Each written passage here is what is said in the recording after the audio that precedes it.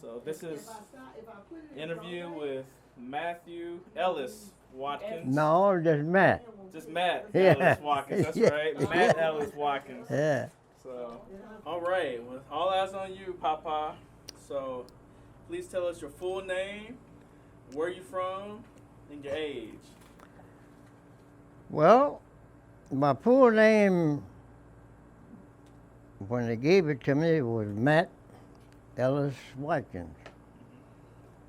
And I was born in Christian County, and a little town called Hopkinsville. I'm now 90 years old, or 90 years young, or whatever you want to call it. Okay. And what's your birthday? And my birthday is 5/9/27. So 5/9, so May 9th. May 9th, 1927. Okay. And And who were your parents? my father was Matt Watkins, no middle name. My mother's name was Josephine Willis, which was her maiden name, for them. Okay. And And your brothers and sisters, you got a lot of them. I got. You ain't got to name them all. My brothers and sisters we have all total, which is two parts of our family thing. And I have it was 11 brothers and 7 sisters, and that's both parts. And so from my memory starts in 1932, and that's when Franklin Roosevelt became president in 1932, and for the next 5 or 10 years we had a small little farm that we survived on in the county, and so my father, he was just an all-around guy. He could do several things, but he had no schooling, no education and whatnot. And my mother was more the backbone of the family, because of her background through the family. And we have what we call a mixed heritage, because my father's people were from Egypt. My mother's people were here in the United States, but they were from the Cherokee tribe of the Indian. And when we mixed them two together, that's how the family started. My father, in his first marriage, there was 2 girls and 1 son, and he hired my mother and my uncle to take care of his kids, because his first wife, she had a communicable disease, what we now know as tuberculosis. That was the former name. And out of that, we had, when she passed away, he had hired my mother and her brother and her sister to take care of his first 4 kids. So his first wife didn't really know, about the kids, because they couldn't be around her. So that's what my mother done. She took care of the kids, and after she passed away, my father then united and married my mother, because that's the only mother they knew, as they grew up. And so at the end I had, from that union, that's when my older brother, which is the oldest of the second part of the family of the 14, which would be Alonzo. Lonzo. Okay. Yeah, that was his name. And then I had a sister named Ada Pearl. Then another sister named Louise. And then it was a boy named Willis. And then Sam. And then before me, my brother Finders, which he passed away at the age of 4. He had what we call diphtheria, and back in them days. And then I came along, and then Vincent, and then Charlie, and Joseph, and then the last 3 was my 3 sisters, which was Carrie and Ollie and Prince. So that made the union of 18 children. It's a lot of children. Well, How, that's what they said too. how was it growing? Well, in growing up, in my middle years, because my sister, Louise, married first when she was about 16 or 17. And at that time, I was about 7, 8 years of age. And she moved to where my brother was, where he worked in the coal mine, Western Kentucky. And my oldest brother was, he was a gifted mechanic. I mean, he could fix anything that had numbers on it. And so then my older sister, she married one of his cousins. That was the Chambers family. So now we have, 10 people with the family. And from that process, we grew up on the few acres that we had until a railroad came through and split the property. So we had property on one side of the railroad track and some on the other side of the railroad track. And out of that union, my mother and father had purchased this land on that front. So we took the front part of the land, which was about 5 or 7 acres, and so they divided up. So we built a school and a church. And so out of these 16 families that lived, associated around what we call the sharecroppers at that time. And that's how our community started, out of the 16 families. Really? Okay. And so now that all the families that I knew and grew up with out of these years, all have gone, all have been deceased, except the grandchildren and the great-grandchildren of all the different families. Some of the Torrans are still alive. Some of the Chambers are still alive.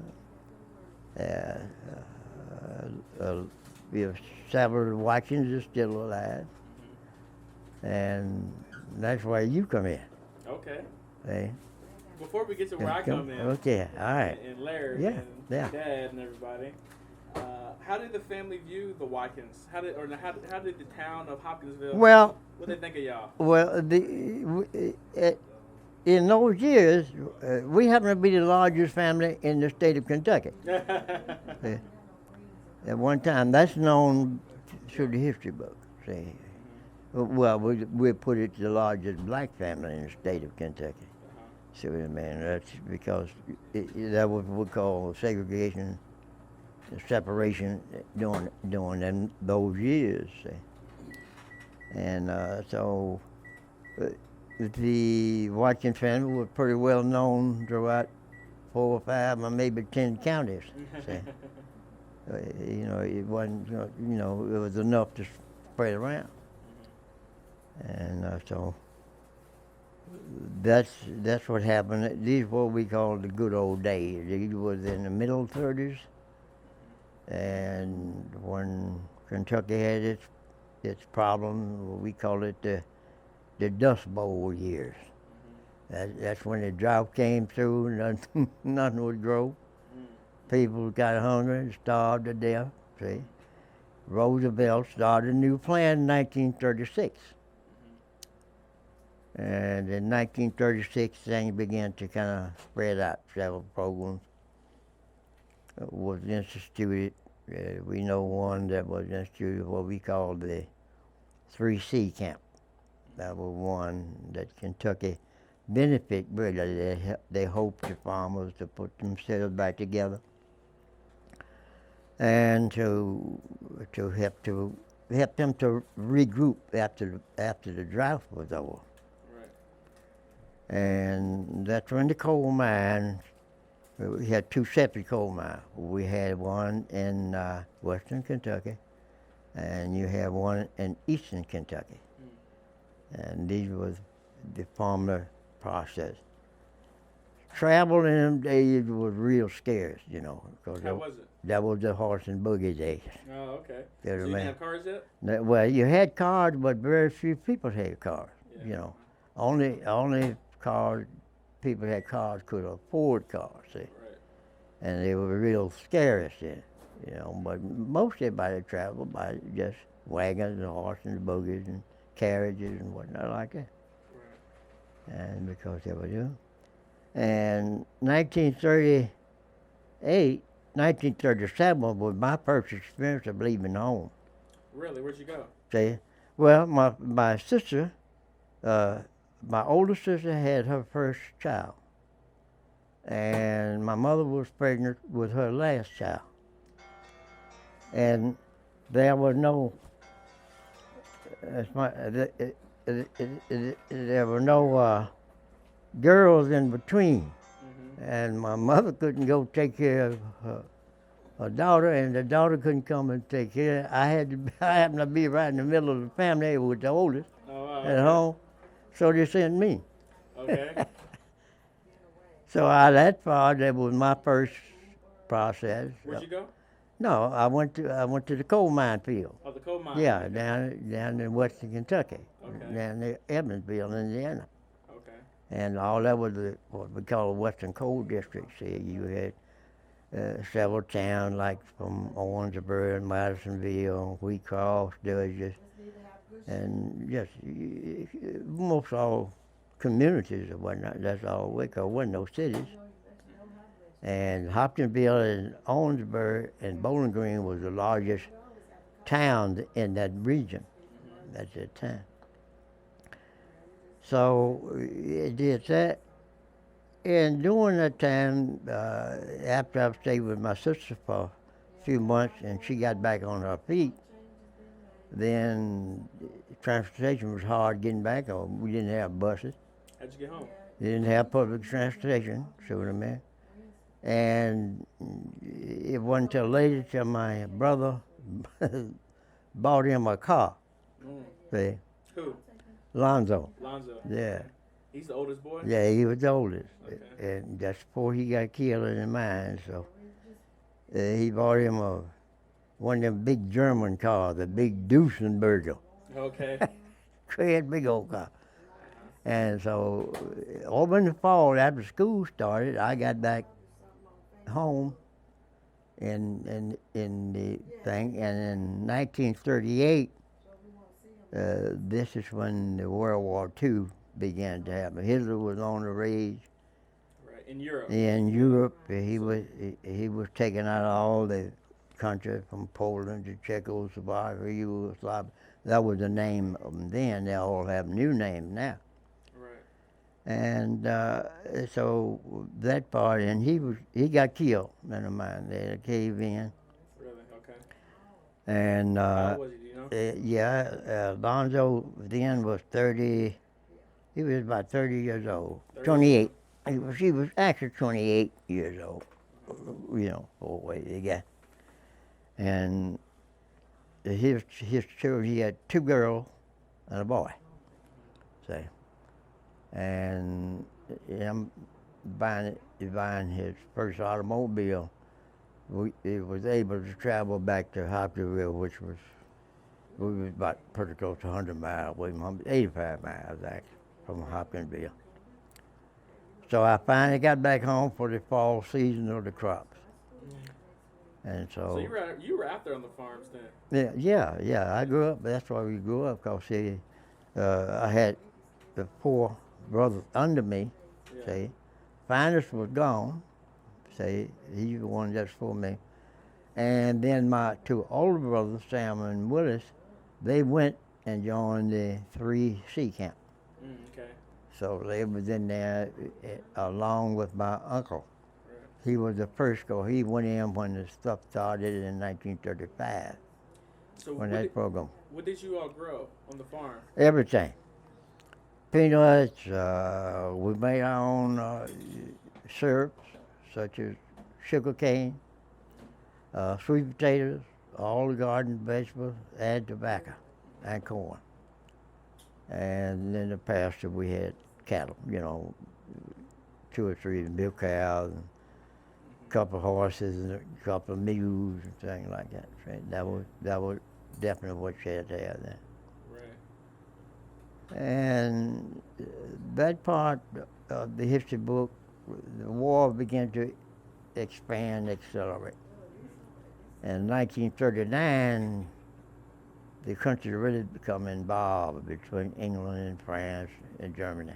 Right, but U.S. isn't there yet. Yeah, US has a couple more years, and right? so it's that happened. And in 1940, my brother was killed in the mine. And during those years, they had Fort Campbell was being built. So that's when the government bought all the land that was available around Christian County and Fayette County, which was in Tennessee. And so my father went to work for a contractor who was hired to help to build Fort Campbell. And those couple of years in 1942, the war began to escalate, and this country began to try to figure out how to do. So Fort Campbell was actually a camp to build because we had the segregation issue in Kentucky. And that camp originally started out to be a black Negro camp. Oh, okay. So they only had one more, which was in Missouri. Right. See? And so in that area of time, the government, the war wasn't as bad. We wasn't even considered to be in the military. Right. See what I mean? Well, before we get to World War II and which you served, tell me a little bit more about how you were as a child when you were a teenager, younger. Who were your friends? Well, being a child, we worked every day. Okay. That's one thing you did. You had chores to do from the time you got up from sun up to sundown. See, no electricity, no running water. The only running water we had, we run to the spring and run back. See? And that was the area then. That was called for that time. And then on the weekend, we were privileged to go to the city and go to the movie. See? And Western movie was the good part then. See? What city did y'all go to? Well, we went to Hopkinsville. Hopkinsville had 2 movies. He had 2 movie theaters.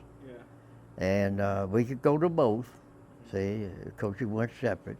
You were separated from the whites and blacks, as they call it. And industry was pretty scarce. We had a big flour mill there. We had hardware company called the Case Company. They made tractors and things. That's when tractors came out. But I remember then is when the first pretty tractor came out with the John Deere Tractor Company. And I think, as far as I can remember, that they started in the Michigan process, making tractors, and they spread out to several different states, coming out. And then we had the supermarket store, which was known as Montgomery Ward. That you could buy everything up from your chickens on up. Right. You could get everything at Montgomery Ward. That was a supermarket. Right. And in the supermarket store now, like we know now, like Walmart and Kroger and all that kind of stuff, it was named Piggly Wiggly. Piggly Wiggly, right. Yeah, Piggly Wiggly. And then A&P brought the supermarkets in. Yeah. The Atlantic and Pacific. That's what A&P were. So that's how we got our supermarkets, And it was just a casual day because by the time we lived 3 miles out of town at the time in the country. And by the time 3 miles? Yeah, we was 3. So Well, that was no problem because you can take the shortcut, go up the railroad track, and you'd be in town in 30 minutes. Oh, okay. See? And if you were lucky enough to catch a train coming to you whole road your way. Yeah. To the lumber yard. So you just hopped on the back of it? Yeah, you could ride a train. It wouldn't be that hard. You could catch a train in the time. See? So that's why you learn to be a hobo. See, you snatch that's what you call hitching a ride. Right. Interesting. Yeah. So were you close to your siblings, like your brothers? Oh yeah, we were all close because as a matter of fact, the whole 16th family were close because that's the only thing we could do. That we had them from they all lived on the farm. We had the Atkins farm plus the Mary farm, the Boyds, the Henrettas, the Case. All those farms put together, and everybody that worked on the farm was sharecropper. See what I mean? And the Ellises on their place, the Brothers on their place, and the Watkins on their place. We were the only landowners in the area. Right. And my mother and father were responsible for the 7 acres we had. They gave 1 acre to the church and 1 acre to the school. So that's how we got our school. Interesting. Was it on Young Love? And no. The school was out in the country, what we call Folkestone Chapel. That's how Folkestone Chapel got its name, because we named it after people who lived there before, and that name was Folkestone. See?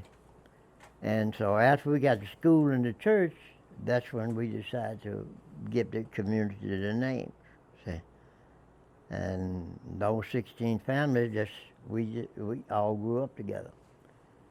And now, all of them are gone, except the Chambers, the Watkins.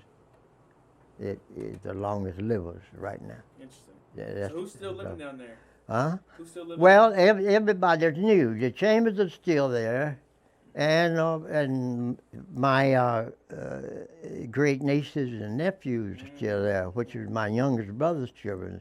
They all still live in that area. And you still have the house on Young Love. Huh? Well, the house on Young Love, see, we had a house in the country. The house on Young Love, when my parents, when the war, that's when World War II really started and got hot. And so they had to move to the city after Lonzo died. They had to move to the city because Sam Willis was in the 3C camp. I took my father's job at Fort Campbell. And I was only 15 years old. Tell Lawrence what the city looked like, Hoptown. Well, Hoptown was a nice little city. It was just a little dirty town. Was it? Okay. Yeah, they didn't have no street sweepers. Nobody cleaned it up, so you had trash everywhere. Oh wow. They had a little river that ran through, what we call the we just called it the creek. See, that's the only name I ever know. And we had a fire station, 2 movie theaters, a courthouse. wooden sidewalk. And and the wooden sidewalk. So wooden sidewalk. We had wooden sidewalk on certain parts of town.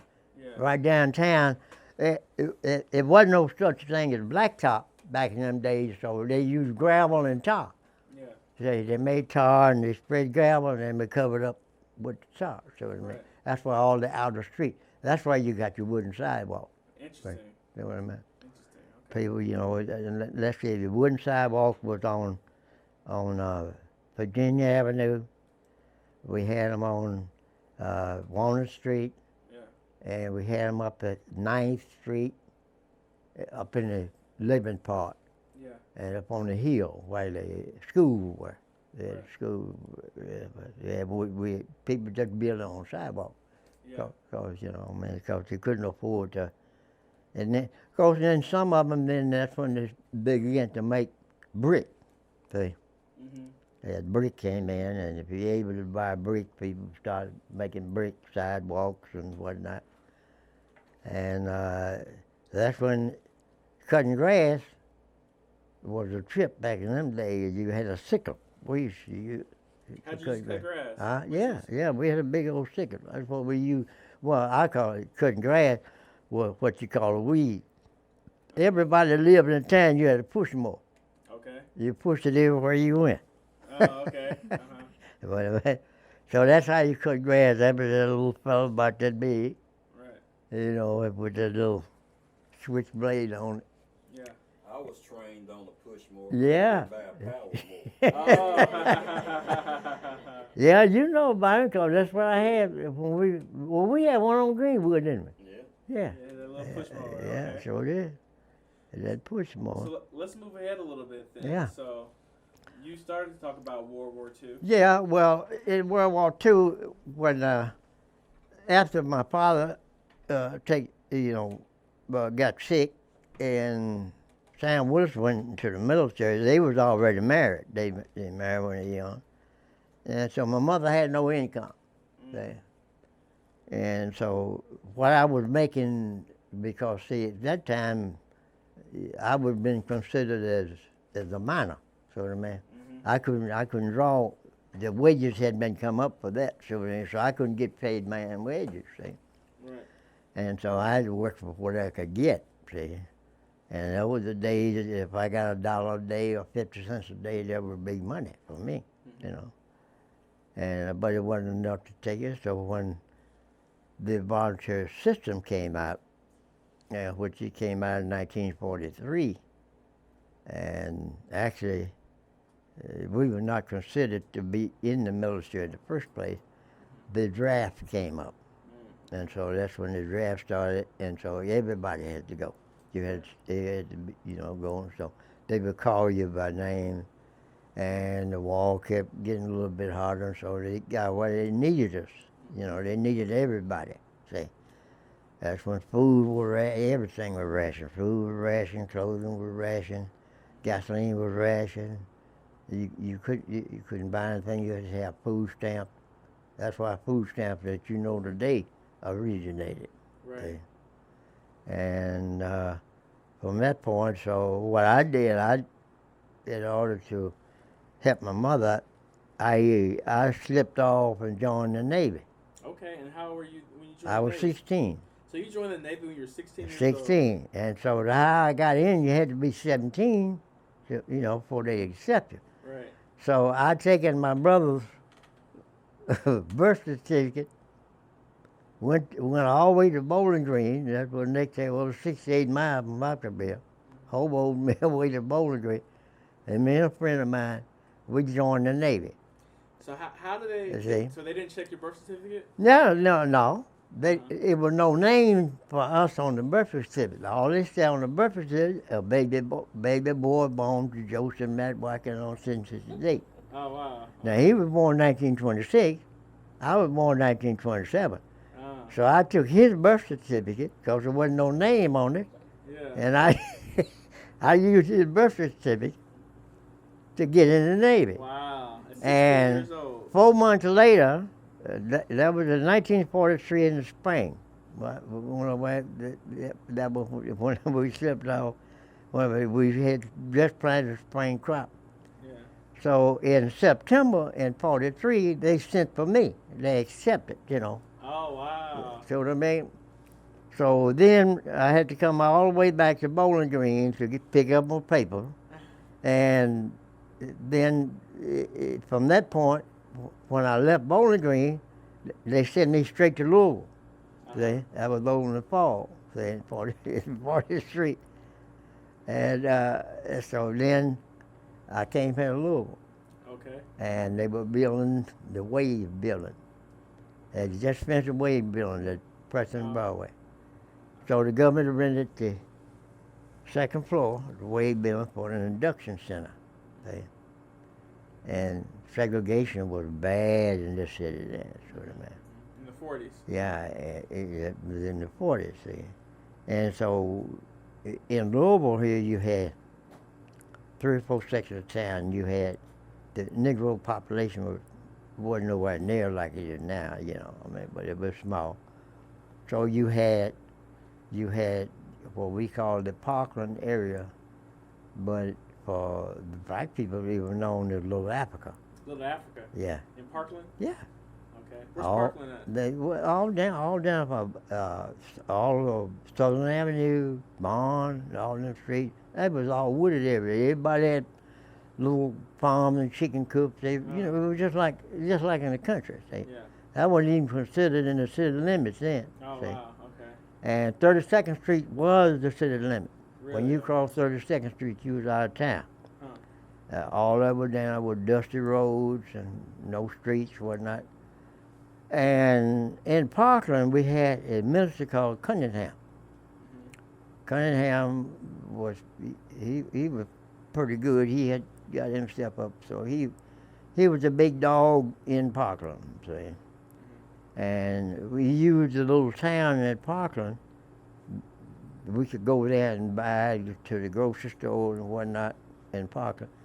And very few black people came uptown, like up in the city, where we know, like 4th Street, see.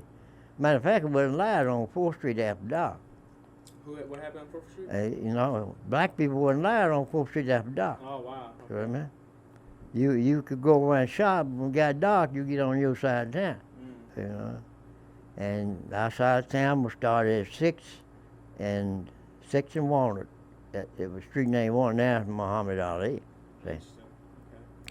So we had from 6th to 13th Street what we call downtown. Yeah. We call it, that's when Beecher Terrace was built. Okay.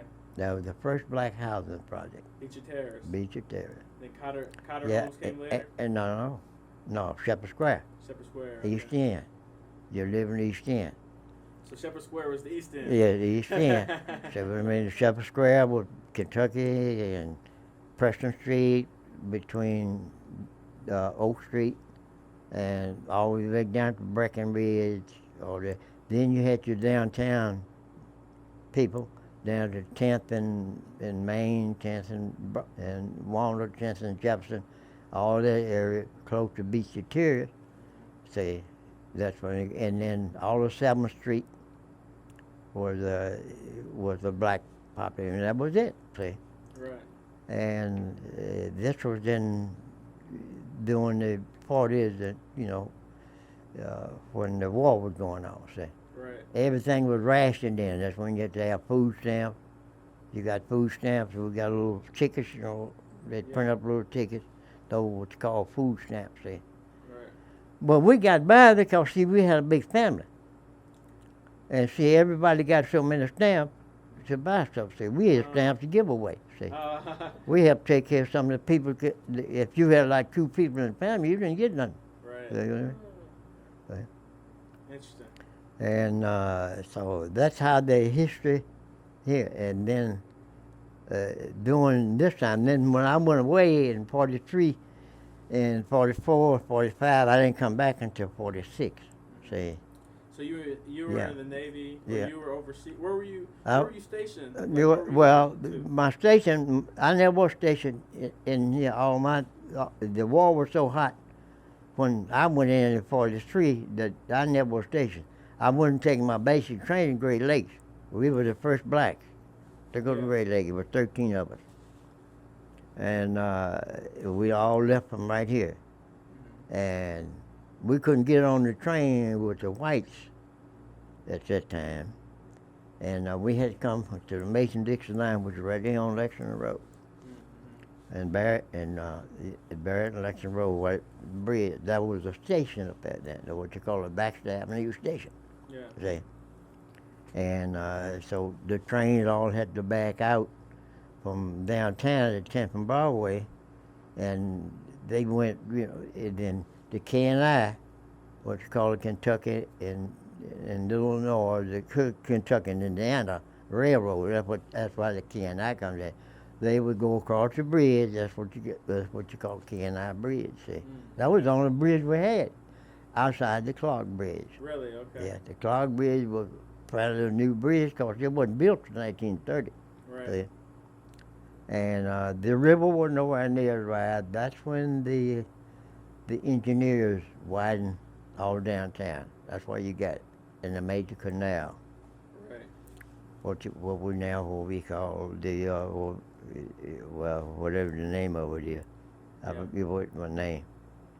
Yeah. And so that's why the boat. But they had to build a canal to get the boats downriver, see, and then what's called the Old High Falls. Yeah. That's why the river drops off down here. You've been down to see it. You know where it is. Yeah. And so that's the history book, for this section. So where's the most interesting place you went while you were in the military? Well, the most interesting place, I like Australia. Australia? Yeah, Australia. Australia was a fascinating country. Why? Huh? Why do you like Australia? Well,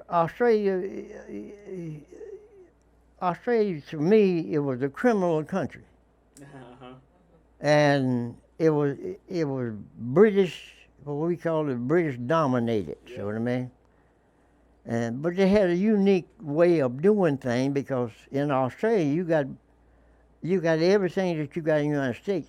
In Australia, you got bad weather, good weather. You got bad places, good places. You got jungle. You got everything you could think of in Australia that you got around the whole world. See, and during World War II, this is what the government, which was our military. That's why we sent all the spies to be trained because they could be trained in the region, So I mean, you could be trained for the jungle, you could be trained on the ocean because it's between the Indian Ocean. So what I mean, you got the Indian Ocean on one side of Australia, plus the Pacific on the other, just like the United States have the Atlantic and the Pacific. Right. And then the coastal region, when you get down there, you got Indonesia you got to deal with, see. And this is what links the world together for the island processes. Right. See. How was it being a black man in the Navy? Huh? Well, I had it pretty good for me because. What was your job? Because my job, I worked with the officers. I was the officer steward. Okay. Or what you call a steward mate. You know what I mean? Yeah. And then later on, after I got my rank and got started up, I became a steward. You know what I mean? So we took care of the senior officers. That's all black people mostly did. The only thing we had on the ship was our battle station. See, if you could shoot a gun or load a magazine or whatnot, ammunition, that would be your battle station. If you're good at looking out or whatnot. But we had specific places on the ship. So on the ship, you just couldn't go around anywhere you wanted to. See, you had certain areas were restricted. You know, man. Right. If I want to go to the engineering department, so I mean, if you was a regular seaman, and you want to go down to the engineering department, you had to get permission from your deck officer. So I mean, to go and bid. That was on big ships, most of the big ships. But me, I was the ship. I was on a tanker first, and from that point, this is where I met the captain. See, and he graduated me and put me up. I was his steward, you know what I mean? But I had 13 steward mates, see, and we had from all the officers, from the what we call non-commissioned officers, like everybody was non-commissioned. But when you got to the commissioned officers, you start with your warrant officers, your lieutenants and lieutenant JGs and all that kind of stuff, on up to the commodore, would be your doctors and whatnot. That would be your say. Did you interact a lot with the white soldiers? Yeah, it wasn't. We never see soldiers that much until we went to a port or something. Seamen. All the seamen. Yeah. We would. You get your visit parts. You know what I mean? Yeah. You take like on the ship if let's say it's the engineering department in our rec room, what we call it recreation room. See, they're gonna have a party. And they would say, invite you. You go to your command post. Say, look, they having a party tonight. I want to go in. So he'd give you permission to go. See what I mean? And that's how you went. See what I mean? Right. But you have what you call SPs. They was what they call a shore patrol. They were the policemen. Oh, okay. See, that was your cop. Just like he was. Yeah. He guard everything but what you're supposed to. Yeah, right. And so, your injury. huh? Your injury. Oh no,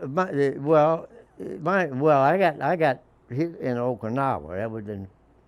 That was my big invasion. We had really. So you actually saw battle in the war? Oh yeah.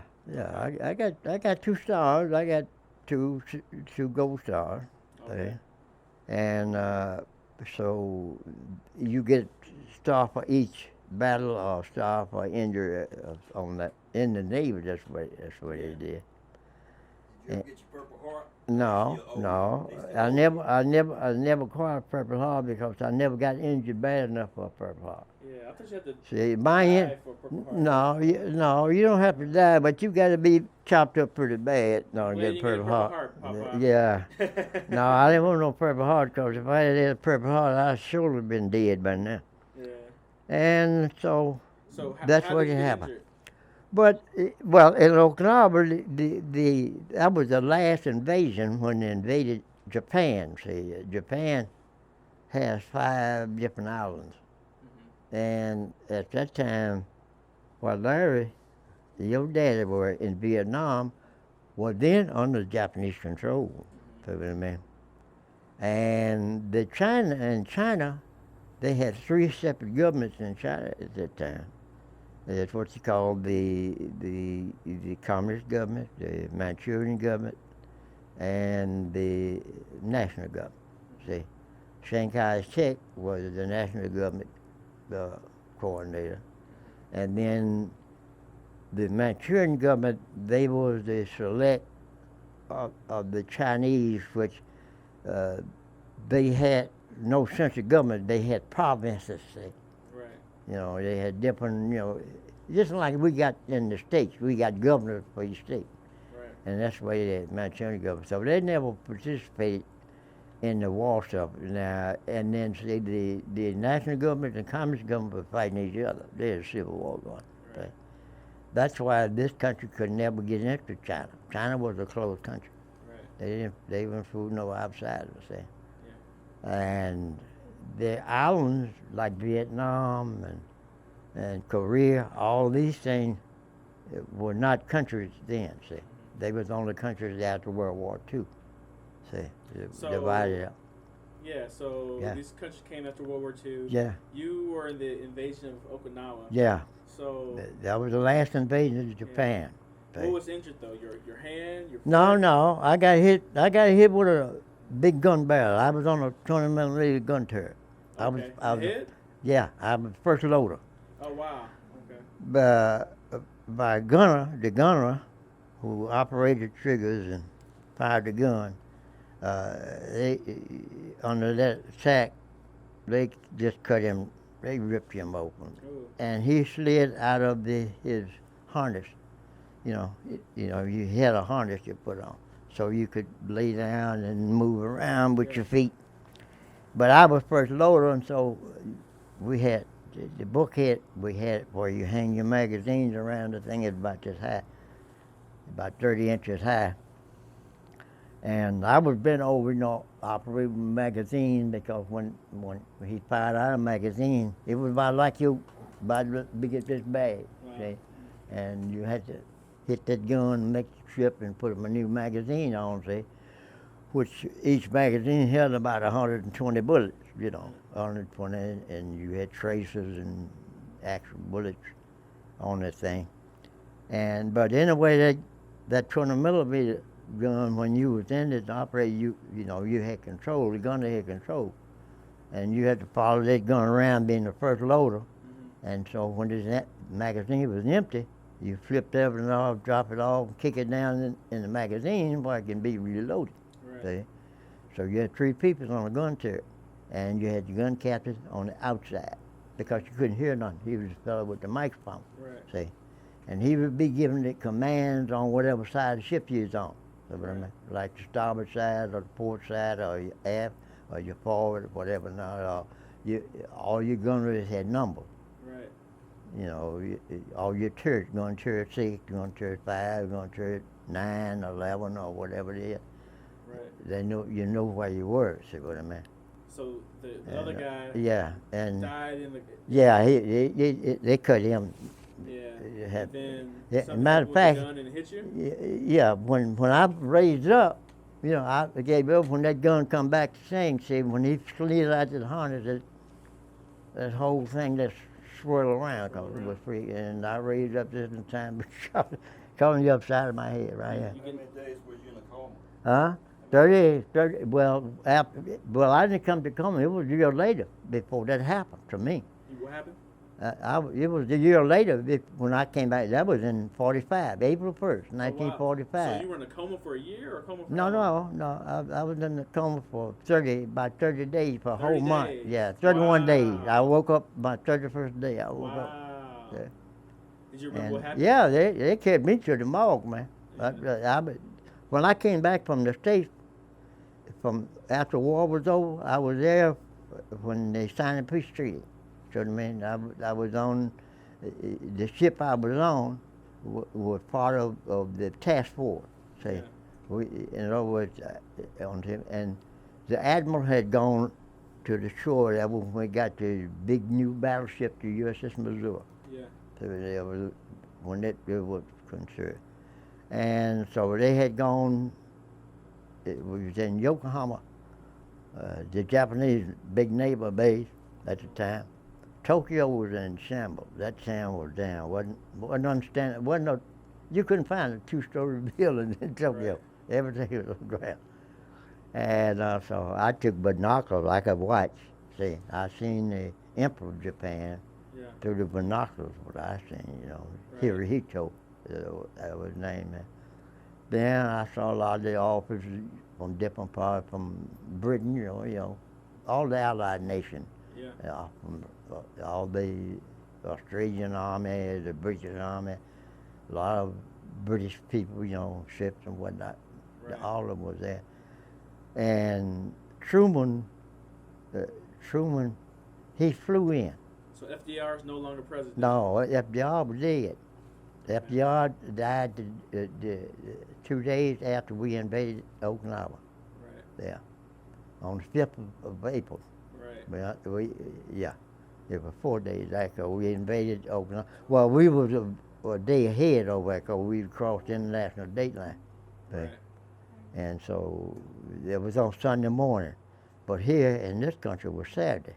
Yeah. So they 23 hours ahead of us. So they a whole day ahead of us. Okay. And so that was the situation. Right. In that period. And then after we cleaned up, so our next assignment after the surrender to Japan, we were assigned to northern China. This is when we went up north along the Russian border and from Shanghai and to most whatever they call most Peak or Yongbyon and Xingtai. We were stationed in Xingtai. We had to clean up a whole city because people had died. And you find people in the doorway. You had to make a new burial ground. And we was trying to find all our dog tags for the soldiers and people who had been killed. All that up? Yeah. Wow. I spent one day, and that was all I could make. Yeah. I didn't spend the whole day. I spent a few hours out there. I was a dog tag finder, and you reach down and you had these boots on, you had these cover suits, you had these suits on, you had gas masks, you had a mask so you could breathe because it was horrible, man. Yeah. And from that point on, they had. Was it the smell or was it the gas? No. Well, you couldn't say it was the smell. It was just sickening. I mean, it just disease, man. Yeah. And then from that point, we went to Nagasaki. That's where they dropped the first atomic bomb. Yeah. We couldn't go in that city. It was still burning when I was there. Oh wow. Yeah. And then in Hiroshima, or Hiroshima, as they call it. That's the one that we saw last. That was at Christmas time, and then we got released, and that's when I came back to the States. Yeah, came back to Treasure Island, California. How did you feel when you came back to the United States? I was just glad to get home.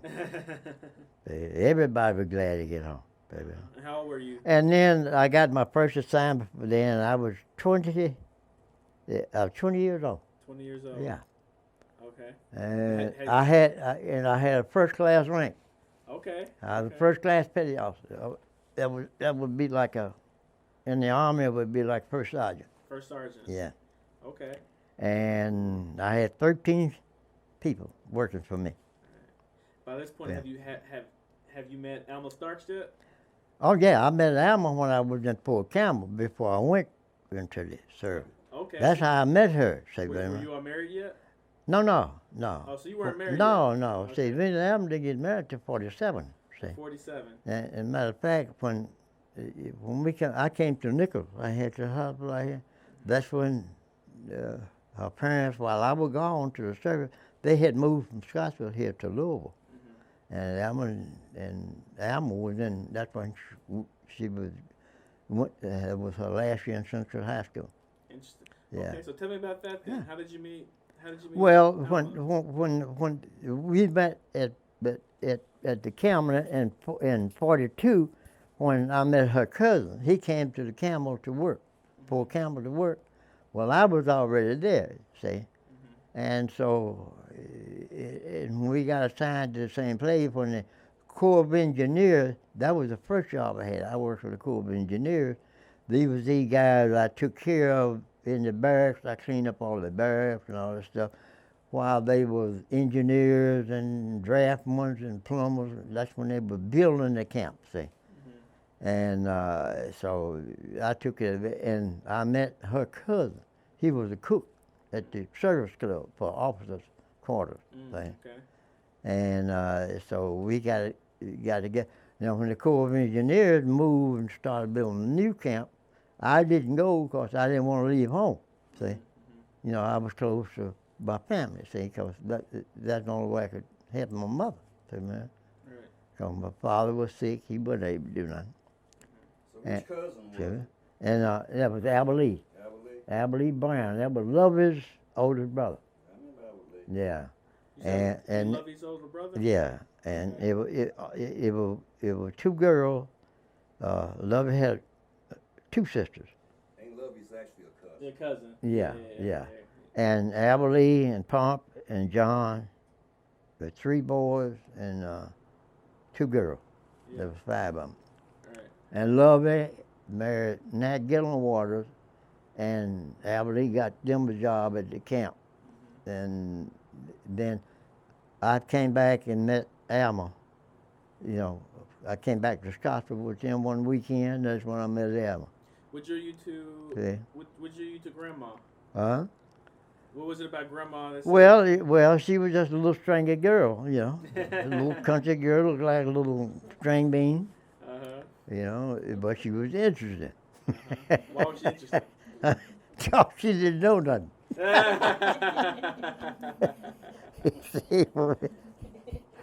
And it went, well, and so the two families just grew, see what I mean?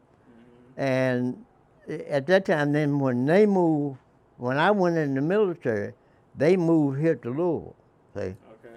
And when I came back, I had to come back to Nichols, so I mean, to take treatments, see, you know, because I was in Tree Hospital, I was in the Naval Air Station in Newport, Rhode Island, and then from there to Memphis, Tennessee, at the air station, and then they transferred from Memphis to here, and I took the shock treatment. That's how I got back, because I was paralyzed my whole right side. Oh, wow. And so while I was at Nichols, here, Adam used to come out here every day to see me, see?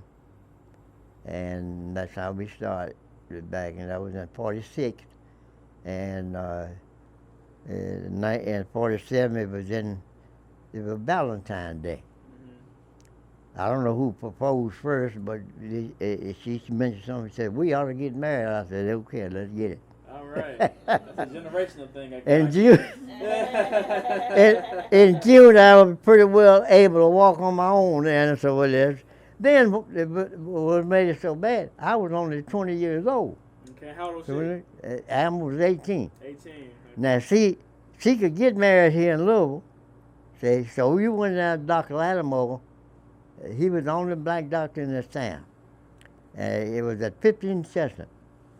And Dr. Lattimore gave us our blood test. And we got the blood test back. And Marie and her sister, they lived over on 10th Street.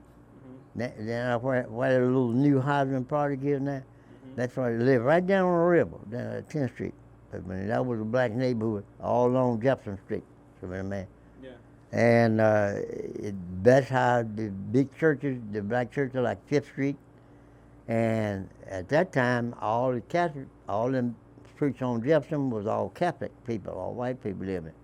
And that's where the integration first started. They started letting a few blacks move in the neighborhood from time to time. You and Mom have to go to Indiana to get married? Yeah, and so we went down to the courthouse to get our license.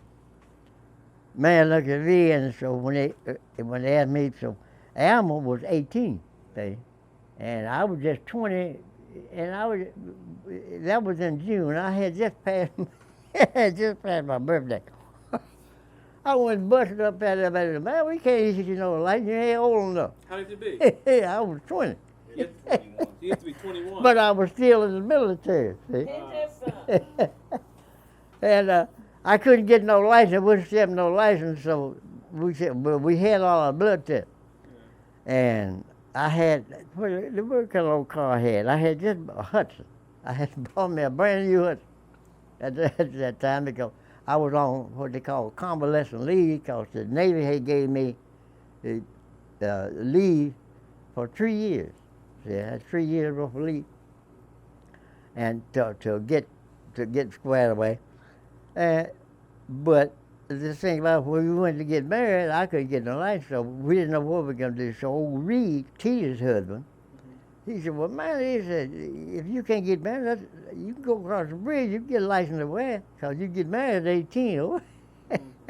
We all jumped in the car, Sam and Aldra, Sam and Aldra and Lovey and T and myself. We went over to the courthouse over in Jeffersonville. And y'all got married. And yeah, we went over to Justice Peace. I had enough witnesses right there. I got me some license and got married right there. so where does I come back. We didn't have no honeymoon, no place to go, and I had $2.35 in my pocket. And then later on, that was June, and then that's when I got rid of the Hudson. I got me a new car. Okay. I bought me a Chevrolet. A Chevy. Okay. Yeah. And me and Alma packed our suitcases, and we took off. Where'd y'all go? All across the United States. We went all down Tennessee, all down. We went to just about all the states. Really? That's the first time Alma had been anywhere, out of the state of Kentucky. We went from Virginia.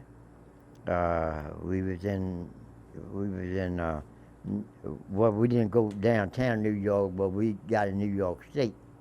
We was in New York, Illinois, we came back to Ohio, up to Michigan, Decatur, that's come, and of course she had some people and kinfolk up there. So we just rolled around over the country for about 6 months. And then Jerry was born. Okay. And the next August, Jerry got born. Before we get to Uncle Jerry, yeah. So where does Uncle Sam? Well, Sam Sam came after me. You know what I mean? And so he came up here and started fiddling around after he got out of the service. See, him and Woodford was already out, but they stayed in Hopkinsville. This is when Woods and Arthur got married in Hopkinsville, and that's when they stayed. But I was here. I was the first to come in, and then I decided to go to work, but I was still in the military. See, and when the first job that I got was in Nichols Hospital, and they had what they call civil service workers. And this is when, before the VA was even started, there wasn't no Veteran Administration at the time because it had been established. See, that's when they were working at 14th and Broadway on the building, but making a new administration regional office here. And so I went down. I started working at the VA, and they began to, as the veterans come back from service, we have what we call a preference. Say you get ahead of everybody else. Say, and they start laying off the civil service worker. And this old lady out there, you know, after I took my training and whatnot, she was always nice to me, you know, because I was on Ward 7, and they were going to lay her off and give me the job, see. And I wouldn't, you know, I told them, no, you let her keep her job because she got 7 kids, see. And I was getting paid anyway, see what I mean? I was getting my money every month, see. And so that's when me and them decided to get married, see. You know? And we got married on the 21st of June. I had to wait till the first of the month to get my paycheck. Okay. I think he wants to know how you hooked up Uncle Sam and ain't out. No, Sam. First of all, Sam came and got a job at Taylor Drug, and Sam stayed down on Jefferson, that somewhere about 18 Jefferson, 22nd and Jefferson, somewhere in there. And he was working for Taylor Drug, see. And so after that, after I gave my job up at Nichols, Sam got me a job at Taylor, see. And I started driving, you know. That's when I started going to Middletown. They had a drugstore in Middletown, and they have one up in Jeffersontown, and they have one way here on Dixie Highway. At what you call it, Pee Wee Valley, I have one at Pee Wee Valley. And so I started delivering, and Sam worked with ice cream packers. That's when we had soda fountain. That's when Cresses and Woolworths and all that was still had soda fountain. We couldn't go downtown to eat them. So that's when White Castle was at 8th and Broadway. And we could go and buy White Castle, but you had to come out on the parking lot to eat, black people. But the rest of them could stay in White Castle and eat. Then they had German prisoners here. The German prisoners could go and eat, and we couldn't. Huh. Yeah. So, that's interesting. Yeah. So how much long after you and Grandma got married did Sam and Auntie get married? No. Sam and Auntie got married right after we did. So right after, like a year after? Yeah. No, it wasn't a year. It was just a few months. We got married in June, and Sam and Auntie were married the first, I think it was in February. Really? Okay. And I wasn't dating sisters. Yeah. Your brothers dating sisters. Yeah, well, the thing about it, that's when we lived. Best of them lived down at 18th and Esquire. And she worked right down here up in East End, up at the tobacco factory. And I no longer worked at the VA hospital, see. And then I was at Taylor Drug. So I quit Taylor Drug. That's when I found out. That's the reason I never could have a government job. That's when GE came to town. GE was building GE. and Standard would begin to hire black people. But, Smuts was still with us. Founded in the 17th of Maine, and it was Smuts, and a lot of black people working there. We had someone called Briggs and Stratton, and Belton and Hallwell. And so that's when the integration first started. So they began to hire black people. Black people got been building cars. You couldn't borrow no money from the banks. They had loan sharks. Right. All these loan companies, there was a loan company on every corner. You could only borrow $300. And it would cost you $1,300 paid back. No. Yeah, all right. And that's just the way it is. Then the migration started. All the people in the South started to come to Louisville. When GE started, that was the next thing. Standard, GE, International Officer. Did you ever work at GE? Yeah, I got hired at GE. I got hired in Naval Ordnance. Got hired as a quartermaster. They wouldn't underwrite me no insurance. It's pre-existing because of my previous record in sugar. Right. And the last job that I had, that's when Larry, that's when I bought the first house. Which house is that? Then on Esquire. Okay. And Larry was born at home. He was born at home. And then Bessie got sick, and so I went and got Bessie and Granny, and they've been ever since. See? And as they grew up, see, Bessie and Granny were there, and then when Margie got born, then the house got too small for us, so I went and bought a bigger house. Where was that? I went home to Greenwood.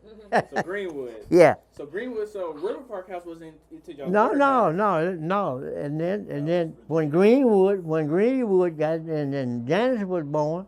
Janice was a baby on Greenwood. That got too small, so I went on to Virginia, and bought a great big 2-story house. Jerry and Larry had a skyscraping apartment on third floor, all by themselves. They had everything from the kitchen stove, everything was up there. And we stayed there a year or two, and this is when I had gone with the Women's Club. I didn't say that to you, showed me. What were you doing for them? I took care of the club. I worked there for 32 years. You worked there for 30? Yeah, all of them grew up. Larry been out there to work. Yeah. And then after I worked there for a year, they started building the medical center, so I couldn't get no insurance, hold no big job, so I started working for myself. Right. See? So when did you start your first company? Well, that's when I started, on the medical center. Okay. And how old were you? When that was right next door to the Women's Club. Yeah. I was 24. That was Greenwood, when we lived on Greenwood. Yeah. We were living on Greenwood then. So when did you move? Yeah. So when did you move to River Park? That's the house that the grandchildren... 6th Street. We were the first blacks to move on River Park. So Daddy was 11. So Larry Watkins. Yeah. How old were you, Larry? You were about 10 or 11. That's right. Because that's when they integrated to the school. That's when the schools integrated. Stephen Foster was first, y'all. Jerry, that's right. Stephen Foster. Yeah.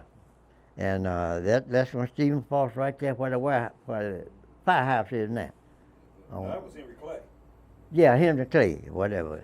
Yeah. So my father, Larry Watkins, always talks about how he was born in the alley. No, well, that's the house that we lived in. See, there were 2 houses on that lot. What was it? It's called S-Square Alley. Yeah, that's it. Yeah, S-Square Alley. And then the magazine was the front part. What's the preacher's name? I'm trying to think. Well, S-Square ran between like 18. No, it was between Broadway and Magazine.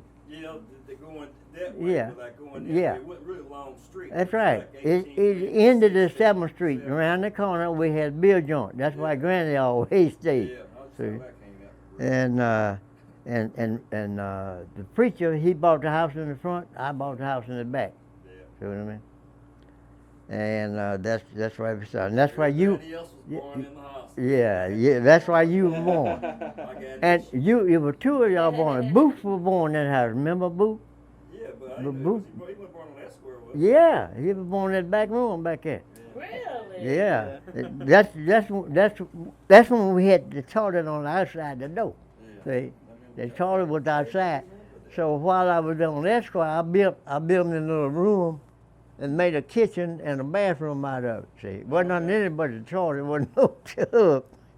We had to use the tin tub. Oh wow, tin tub. Yeah. Yeah. And we had to get number 9 filled with hot water, and that's how he got baptized. Oh, from the beginning. Yeah. He was a character too. He wouldn't get in that tube, man. he was fighting like cats and dogs. Give him a bath. So. And then that's when Bess and Granny took it upstairs, and we had the front room.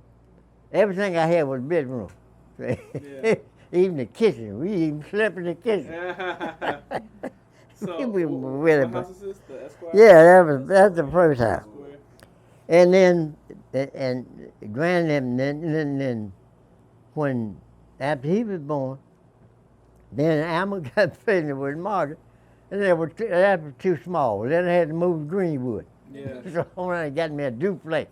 A duplex in Greenwood. Yeah. Okay. And then built a great big room on the back of that one. Yeah. Greenwood that's when we met Muhammad Ali. Okay. Yeah, he's come up and played with Larry now. Yeah, maybe Jerry, not me. Yeah. No, you were too small. Yeah. The big tree on Greenwood in the back. Yeah. Remember the car tire we used to hang up and swing? I played on Yeah. quite a bit. And see, Cassius Clay was known as Cassius Clay then. Yeah. And he would come over and shoot marbles and play in that tree and whatnot. Cassius was a little bit older than y'all were. He was 4 or 5 years older than me. Yeah, and Thomas, what was the guy, Thomas, up the street. And that was your buddy's name over there. What was it? Yeah, Freddie. That's when we met the porter. Yeah. Because the porter lived down on Greenwood, on down the street. Yeah. They had that funeral home down there. That's when, what was his name? That was one of the boys. He died, you know. So Papa, you and Grandma, Emma Watkins, had 5 children total. Yeah. Right? So you had Jerry Watkins. Yeah. So you had Jerry Ellis. Then you had Larry Matt. Yeah. Then you had Margie. What's A. Margie's real name? Alma Margie. Alma Margie. Yeah. Watkins. Yeah. Okay. She was the Margaret. How she got the Margaret? Yeah. We named her at that time. The president of the club that I worked was named Margaret. Really? Okay. And she was one of our good best friends. So we named her Alma Margaret. Alma Margaret. Yeah. And you had Deborah. And then Debbie, and then Janet. Deborah Diane, yeah. And then Janice. What's Janice's middle name? What is it? Janice. So No. Yeah, Janice Loretta. Yeah. Watkins. Okay. And how were when they were young? How were each of your children in your eyes? What was their personality? Well, like? most of the time I worked most of the time. Alma took care of the kids. That's one thing I can say about my wife. She was stern that, you know. I mean, what I brought in the house for them and the kids, nobody got. She wouldn't let you have nothing. Yeah. She protected everything I could get. So I did a lot of work, but on the weekend that I didn't work, we always had a place to go. Where you go out there in Hertzman before Hertzman is like it is now, watch the horses. At the steeplechase factory, we go up to Carrollton to the lake. Is that where we used to go where you took me fishing for the first time? Yeah, at the Carrollton, that's on the park we could go then. Yeah. But Carrollton. So what are some of your fondest memories from fatherhood? Well, all of mine is memories, you know. And then, on weekend, Sunday was church day. At Eastern Star, yeah, right? That's right. When you got up in the morning, you started getting ready at 5 a.m. So you had to be at church at 9:30 in the morning. Wow, okay. And you stayed there until 9:30 at night. All day. All day. Yeah. That's when we met the Connors. Remember we used to go around the Connors there, but they lived there. What was that, Leach? No, we was on Arthur Street. They lived around on... Yeah, I know they was in the bottom. Yeah, it wasn't Lee Street, it wasn't Arthur Lee, what was the other street name? Bloom. Bloom. Was it Bloom? Yeah. Broom Street. And sister. And what's the sister's real name? Altia? Same as mine. She headed the IA where Altia's name was ALTA, sister's ALTIA. Oh, okay. Yeah. Okay. Yeah. So sister Altia, she talked about that. Yeah. Recently, right? So yeah. she met her husband. Yeah, that's right. Eastern Star. Yeah. She was, 12, 11, 8 years old, something like that? Well, Rodney then, he was a little boy that he used to sing in the choir. You know, in the junior choir, say. And what was the other choir we had? Oreo choir. Yeah, the Oreo. Yeah, that was one of the young people. Junior choir. Yeah. We had one more with the itty bitty kids. I can't remember what they called them. And then, because I was the Sunday school superintendent for the youth for about 4 or 5 years there. Oh, really? Okay. Yeah. And then the church decided to split. Oh. And that's how Mount Pilgrim and the Eastern Star, see. To me, they all the same, you know. I mean, right. I can never. Well, think about it, when the split came up between Willis and Gant. See, I mean, I didn't make no choice, you know what I mean. And so Gant left, and that's when. Now, what was the church's Mold. name in the Bible? That was it, Eastern Star. So actually, Reverend Gant brought Eastern Star to the new building. Yeah, yeah. He's the founder of the new building way that's in that 24 house, and that's how Mold. That's after we stayed there all them years. Yeah. That's how when Mold. I was a superintendent. I was a men Bible class teacher there. Yeah. That's when I was a junior superintendent. You know, that's when we started showing all these movies and things. See, we was the first to get we was the first to have movies. Remember all the churches, you know, because I could get cameras and things down on 3rd Street, and while other churches, they wouldn't let us have the other churches. I could get them through the Women's Club, say. And, Lawrence, a lady got some photo out for you. Oh, okay. Yeah. And And, the black and whites. yeah, you got a photo album in there too somewhere. I'll get it later. Yeah, one of those, one of the jerseys in there, and the rest of them is yeah, I got most of your photo albums when you was up on 42. Remember how you had up on 42? That was your first house, wasn't it? Oh, 22. 22, yeah. Yeah. Yeah. I get all that. Yeah.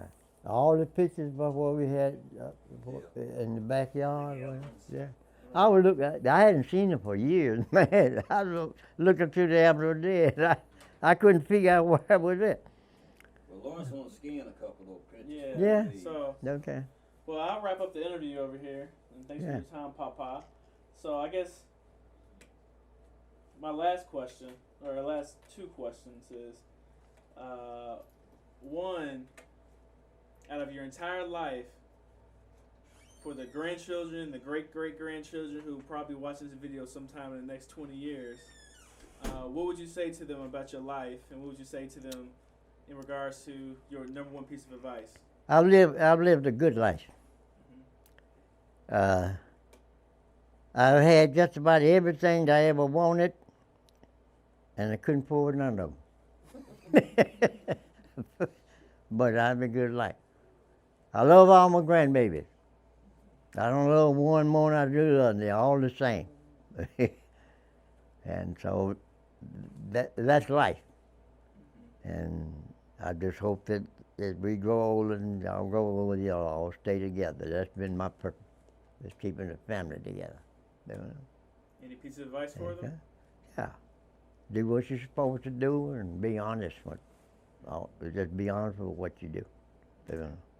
That way you don't have to have your count up no answers for it. All the balls. That's what you call lying. Right. You know? And that's what our big problem is today. People lie to each other and they even lie to themselves. And that's not necessary. Is Margie gone? Yeah, she left. Yeah, okay. And last question, is there anything that you wish you have done differently? Nope. No. If I had lived my life over again, I'd do the same thing over again, but I'd just do more. Okay. Yeah. Yeah. I have no regrets in my lifetime. I've seen a good part of the world. I learned a lot of things. I didn't get the education I wanted, but I learned more than I would have if I had got an education. Yeah.